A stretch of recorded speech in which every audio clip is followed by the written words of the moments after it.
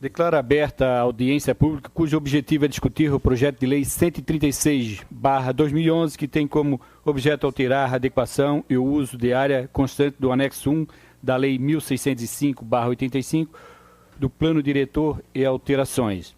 A Câmara de Vereadores Municipal de São José, atendendo deliberação da Comissão de Constituição, Justiça e Redação e da Comissão de Obras, Serviços Públicos e Defesa do Consumidor, torna público a realização de audiência pública para a discussão do projeto de lei 136/2011, que tem como objeto alterar a adequação e o uso de áreas constantes do anexo 1 da lei 1605/85, lei do plano diretor e alterações. Assim, todos ficam devidamente convocados para, querendo participar desta audiência a realizar-se no dia 22 de novembro de 2011, terça-feira, às 19 horas, no plenário da Câmara Municipal de São José, localizada na Praça Arnoldo de Souza, número 38, centro, nesse município, São José, Santa Catarina, 5 de novembro de 2011. Diria Oswaldo Amaral, presidente da Câmara Municipal de São José. Senhores, para que todos tenham ciência que foi publicado o edital para que a população se fizesse presente aqui para que a gente possa discutir as alterações do plano diretor do nosso município. Presidente dessa sessão, vereador Nino Casimiro Vieira, presidente Neri Amaral, vereadores presentes, vereador e secretário Amauri, os presentes.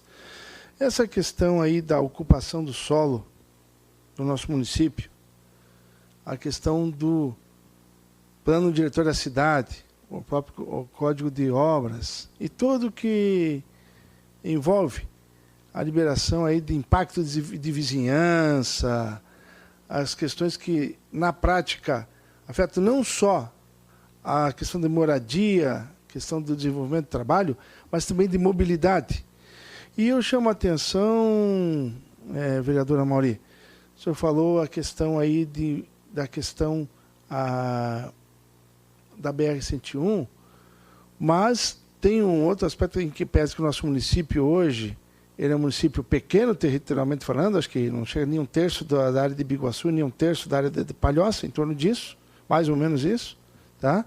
Mas tem uma nova obra que, para mim, vai ser, inclusive, tem que ser levada em consideração nesses projetos atuais e futuro, que é a alça de acesso, desvio aí da alça de contorno da Grande São José. E o plano diretor tem que levar em consideração também esse novo eixo.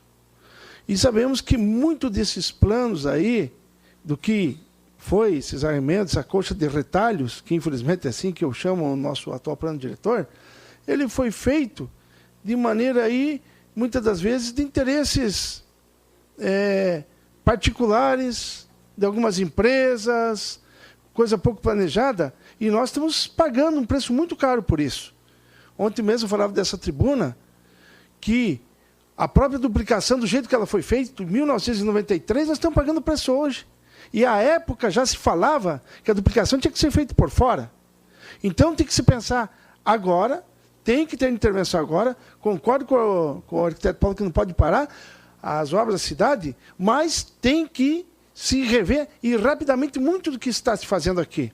E eu vou mais além, eu acho que a questão do plano diretor da cidade, ela tem que ser pensada pela cidade, mas também eu acho que hoje, sem uma ação articulada da questão da região metropolitana, é impossível se prever um plano diretor específico. A questão de, por exemplo, priorizar transporte coletivos. Não tem mais como você achar que cada um vai para o seu trabalho de carro. Outra coisa, como as pessoas se deslocam. Não tem mais como pensar que as pessoas vão utilizar somente o ônibus, não dá para esquecer a nossa costa marítima, já nem falando, por exemplo, se vai em cidades importantes da Europa e várias regiões, estive recentemente lá, o principal transporte coletivo é bicicleta. Se pensa lá, tem um código, inclusive, de como se transitar.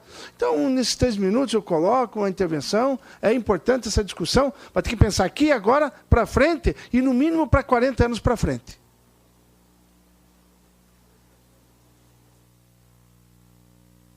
Obrigado, vereador, pela contribuição.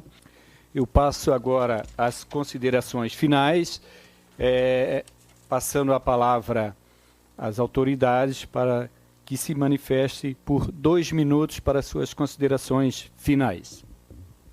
Passo a palavra ao vereador Geraldo Schwenk. Obrigado, peço permissão de falar desse local. Tem tudo. Existe uma tragédia, existiu uma tragédia, que quando se fala em planos diretores, financiamentos, que na verdade é um delimitador da ocupação urbana no solo do Brasil. Foi a tragédia de Niterói, do Morro do Bumbá. A partir dali, e foi colocado em termos de legislação federal, a questão de liberação de financiamentos. E nós sabemos que o maior financiador do Brasil é do governo federal, Caixa Econômica, e, a partir dali, todas essas linhas são muito mais rígidas. Então, esse negócio já, que a gente falou bastante, de fato consumado, vamos construir, não tem como reverter, isso praticamente acabou.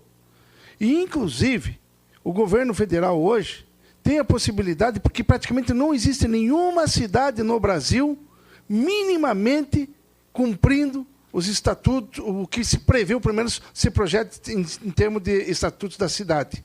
Porque não é só a ocupação do solo. Por exemplo, eu também sou morador da Ponte Baixo, e a gente não imagina mais, não é só a coleta de esgoto, que tem que ser levado em consideração. Estou falando de coleta, não estou falando nem tratamento, que é o correto. Então, daqui para diante, não existe mais, e eu cumprimento uma palavra que muito bem disse a promotora, a concepção de pessoas que utilizam o seu potencial econômico numa visão patrimonialista não é mais concebível com a atualidade do meio ambiente da nossa cidade, do nosso estado e do nosso país e do mundo. Não existe essa história de especulação, ficar ditando os ditames aí da ocupação do solo. O interesse público, ele tem que se sobrepor o interesse de algumas pessoas. Então, essa visão patrimonialista é parte do passado e o Estatuto da Cidade aponta nesse sentido. Obrigado, vereador Geraldo, pela sua explanação e contribuição.